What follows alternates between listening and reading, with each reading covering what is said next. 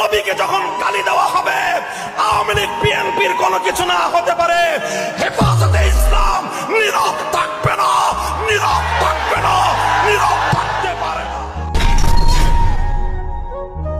আমি চাই আমি একবার শহীদ হই, আবার আমি জিন্দা হই, আবার শাহাদাতের মৃত্যুবরণ করি, আবার আমাকে জিন্দা করে দেওয়া হোক, আমি আবার আল্লাহর জন্য জীবন দেব। যতবার আমি জীবন পাবো, প্রতিবার আল্লাহর জন্য জীবন দেওয়ার মধ্যে আমার জীবনের সফলতা। সূর্য উঠবে, সকাল আসবে, প্রভাত আসবে, এটা যতটা নিশ্চিত, সারা দুনিয়া জুড়ে সমস্ত জুলুমের অন্ধকার দূরীভূত হয়ে শান্ত, শান্তি, ইনসাফের আলো নিয়ে হেদায়েতের সেই সূর্য উদিত হবে, কালেমার পতাকা উঠবে, এটা তার চেয়েও বেশি নিশ্চিত।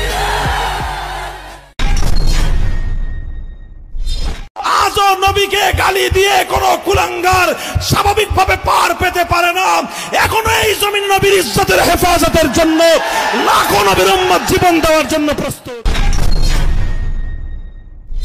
আল্লামা জুনায়েদ বাবুনগরীর নির্দেশে বলতে চাই, মাথার গর্দানের উপর থেকে কল্লা কাটতে পারে, হেদায়েতের পথ থেকে এক চুল পরিমাণ সরে যাওয়ার ইচ্ছা আমাদের নয়, ইচ্ছা আমাদের নয়। আমি স্বনির্বন্ধ অনুরোধ করব, আগে এই নাস্তিক মুরতাদদের মুখ সামলে কথা বলতে বলেন।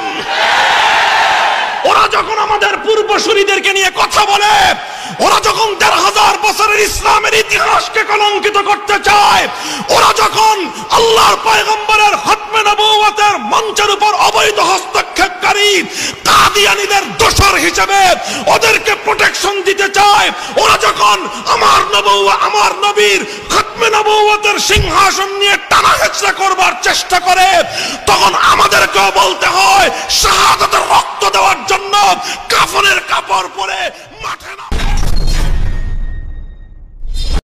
তুমি আমাকে মৌলবাদী বলতে পারো, তুমি আমাকে মোল্লা বলে গালি দিতে পারো, তুমি আমাকে অনেক কিছুই বলতে পারো, কিন্তু মনে রাখো, এক আল্লাহকে যখন রাজি করবার সিদ্ধান্ত নিয়েছি, দুনিয়ার আর কাউকে রাজি করে আল্লাহকে নারাজ করতে পারবো না।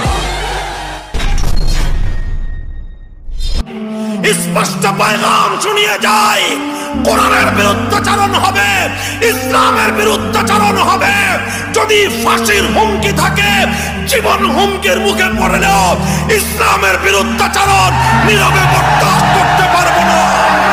পণ করেছি